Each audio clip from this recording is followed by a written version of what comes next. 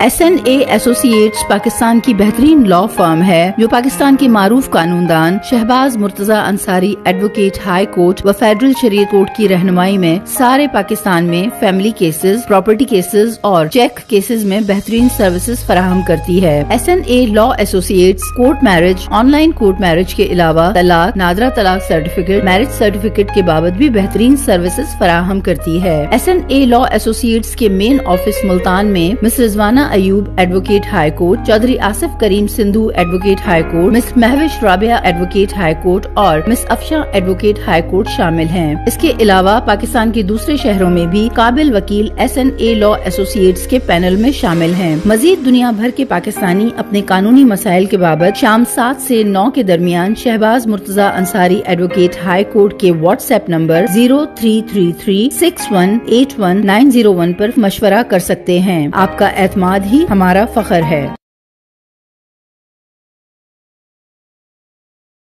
मोहतरम अस्सलाम वालेकुम। Shahbaz Murtaza Ansari advocate high court federal Shariat court Multan Pakistan से आपसे मुखातिब हूँ।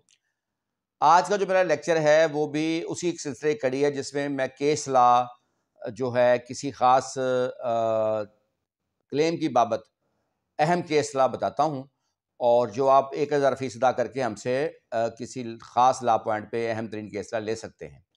तो आज का जो मेरा लेक्चर है वो है मर्द की फेवर में हक महर के बाबत जो केस लॉ मौजूद हैं, जो हमारे पास अहम केस लॉ हैं वो।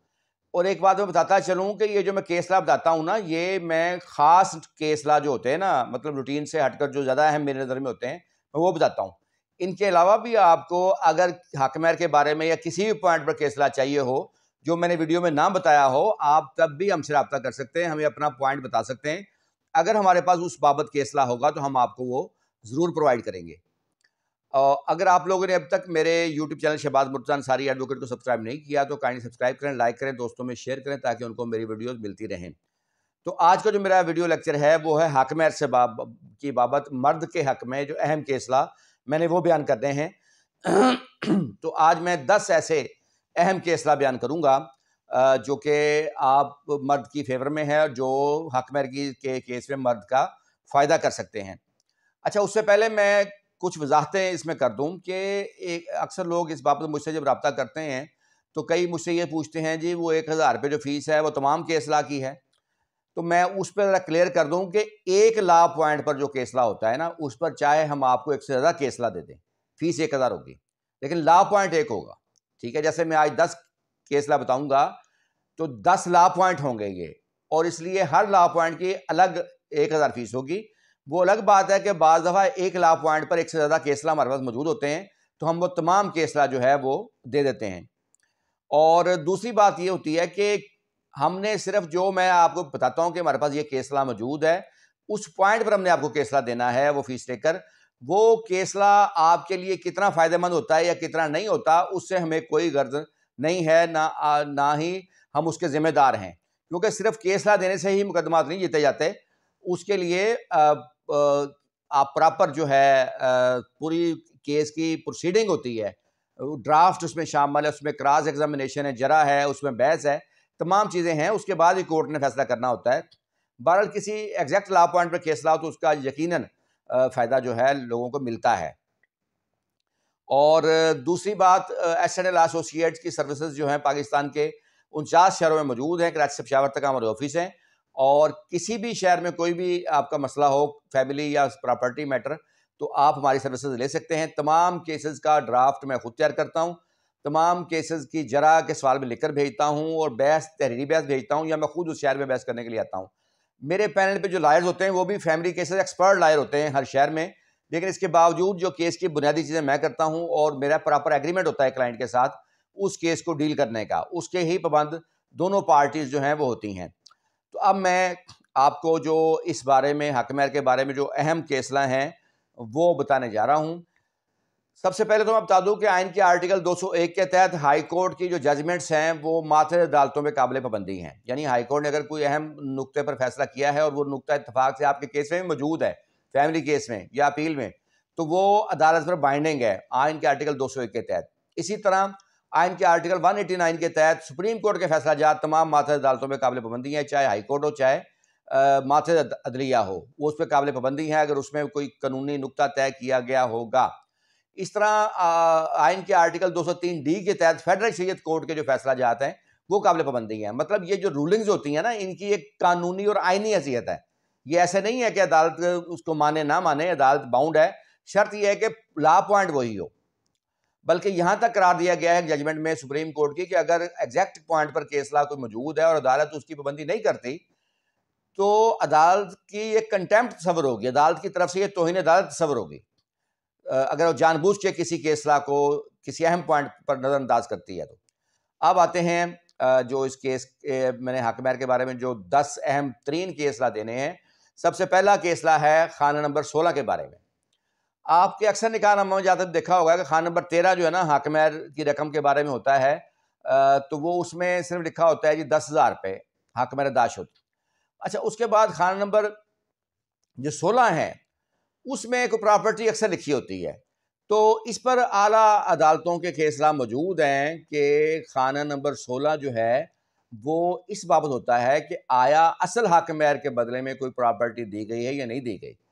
सो खाना नंबर 16 जो है उसकी अलग से हैसियत नहीं होगी, वो फॉलो करेगा खाना नंबर 13 को। यानी खाना नंबर 13 में अगर 1 लाख हाकिम है और खाना नंबर 16 में कोई प्रॉपर्टी लिखी गई है और 1 लाख हाकिम अदा है, तब खाना नंबर 16 की प्रॉपर्टी नहीं मिल सकती, क्योंकि खान नंबर 13 की जो हकमैर है वो अदा हो चुका है, तो ये उसके बदले भी लिखी गई है प्रॉपर्टी। तो इस पर केसला जो है वो आप हमसे ले सकते हैं इस अहम तरीन लॉ पॉइंट पर कि खान नंबर 16 में लिखी गई जो प्रॉपर्टी है उसकी अलग से हैसियत नहीं होगी, उसने खान नंबर 13 को फॉलो करना है। और अगर खान नंबर 13 का हकमैर अदा है तो खान नंबर 16 की जायदाद जो है वो नहीं मिल सकती। दूसरा जो अहम तरीन केसला है वो ये है कि अक्सर केसेस में जेवरात 10 तोले लिखे होते हैं या 20 तोले जेवरात लिखे हुए हैं निकाहनामे में और अदाशुद लिखा हुआ है। अच्छा, खातून जो बाज़ ये मौक़िफ़ लेती है कि जेवरात मौके पर तो अदा हुए थे, लेकिन बाद में मेरी सास ने लेके रख लिए या जब मुझे घर से निकाला तो शोहर ने छीन लिए। तो आपको इस पर अहम केसला हम दे सकते हैं कि अगर एक बार हकम अदा हो गया तो फैमिली कोर्ट का अख्तियार समात ख़त्म हो गया। अगर खातून ये कहती है कि मुझसे जेवरात छीन लिए थे या हकम ले लिया था, तो फिर फैमिली कोर्ट को अख्तियार समात नहीं है, फिर सिविल कोर्ट में खातून जाएगी, 15,000 कोर्ट फीस लगाएगी, फिर वो दावा दायर कर सकती है। फैमिली कोर्ट का अख्तियार समात नहीं है। मैं एक बात यहाँ बता दूँ कि ये इतना अहम केसला है कि एक बार मुल्तान में एक जज साहब थे, तो मैंने उनकी कोर्ट में जब आर्गू कर रहा था तो मैंने 2 केसला इस पॉइंट पर पेश किए थे जज साहब को। तो उन्होंने जब पूरी बहस सुन ली तो उन्होंने बताया कि उनको 13 साल हो गए हैं जज बने हुए, और उसमें से 4-5 साल का अर्सा उन्होंने लाहौर में उन्होंने बताया कि गुजारा है। और उन्होंने कहा कि मैं ये बात तस्लीम करता हूँ कि 13 साल अरसे में इस पॉइंट पर पहली बार किसी ने वो केसला मुझे पेश किया है। मतलब ये एक जज साहब के भरी अदालत में उन्होंने ये कहा था, और उसके बाद बल्कि उनको फिर दीगर मुकदमात में भी इस केस की ज़रूरत पड़ी तो उन्होंने मुझसे अपना जो मुलाजिम था कोर्ट का उसको भेजकर मुझसे वो केसला मंगवाए थे। ये इतना अहम केसला ये था जिसका जज साहब ने भरी अदालत में कहा था मुझे। अच्छा, तीसरा जो अहम केसला है वो है कि अक्सर ख़ासतौर पर हमारे जनूबी पंजाब में ये रवायत है कि हाकिम लाजमी लिखा जाता है कोई प्रॉपर्टी वगैरह, और अक्सर जब लड़के की शादी होती है तो उसके नाम कोई जायदाद नहीं होती, अक्सर सास या ससुर की तरफ से कोई प्रॉपर्टी निकाहनामे में लिख दी जाती है अपनी बहू को। अच्छा, इस पर केसला आपको मिल सकता है कि अगर सास या ससुर की प्रॉपर्टी निकाहनामे में लिखी गई है दूल्हे की तरफ से बहू को, लेकिन निकाहनामे पर सास या ससुर के दस्तखत नहीं है, तो फिर वो ये प्रॉपर्टी देने के पाबंद नहीं है। फिर खातून शोहर पर तो केस कर सकती है, सास ससुर पर केस नहीं कर सकती।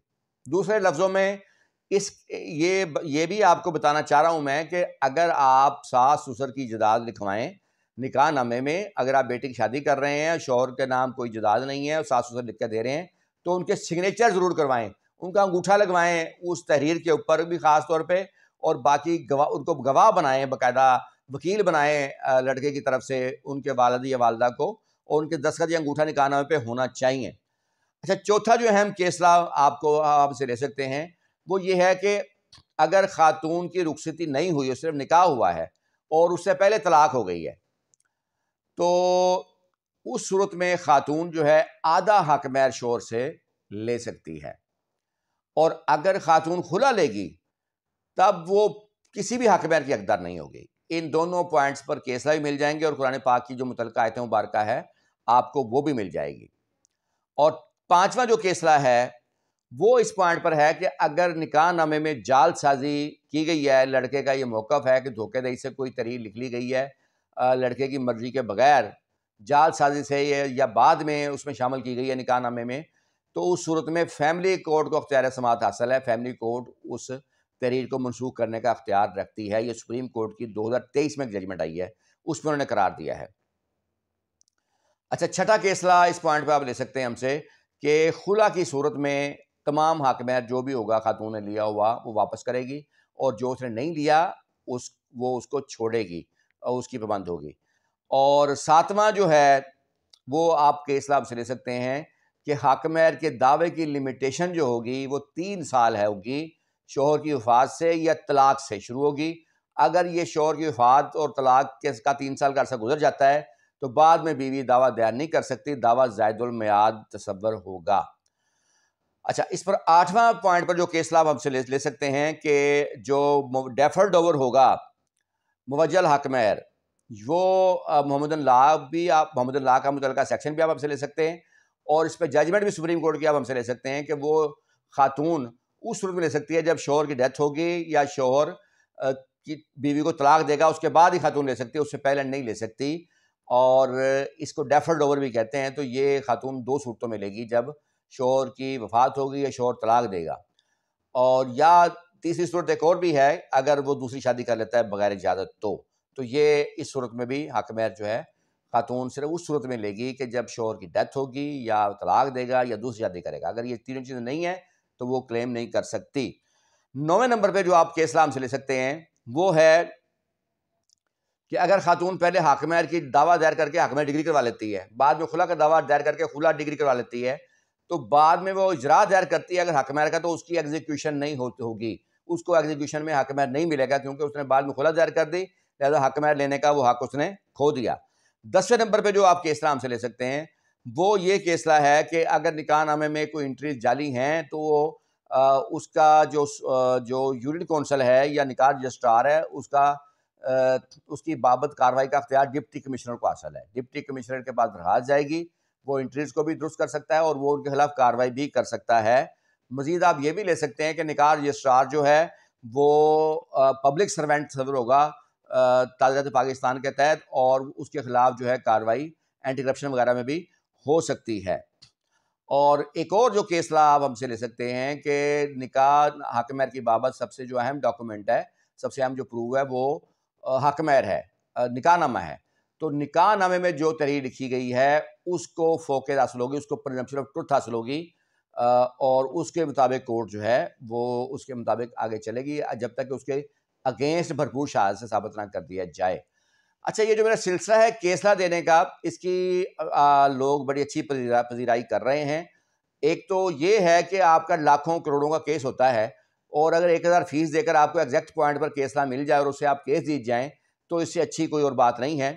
लिहाजा जो लोग हैं जो मैं पॉइंट बताता हूँ उन पर जो है वो मेरे लेक्चर्स भी काफ़ी इन पॉइंट पर देख रहे हैं और मुझसे रब्ता भी कर रहे हैं अपने जो उनकी फेवर के पॉइंट्स हैं उन पर केसला लेने के लिए। तो आप लोग मेरी जो लेक्चर पसंद करते हैं इसका शुक्रिया। किसी भी कानूनी मसले पर मशवरा करने के लिए शाम 7 से 9 के दरमियान आप लोग कॉल कर सकते हैं। इसके अलावा भी किसी भी टाइम अगर आपको इमरजेंसी है तो आप व्हाट्सएप मैसेज कर सकते हैं, उस पर आप मशवरा ले सकते हैं। मशवरे की फ़ीस 1000 है जो आप लोगों को अदा करनी पड़ेगी। मेरा जो आज जायज़ कैश नंबर है 0306 775 9605 और मेरा इजी पैसा नंबर है 0333 618 1901 पर। तो शुक्रिया।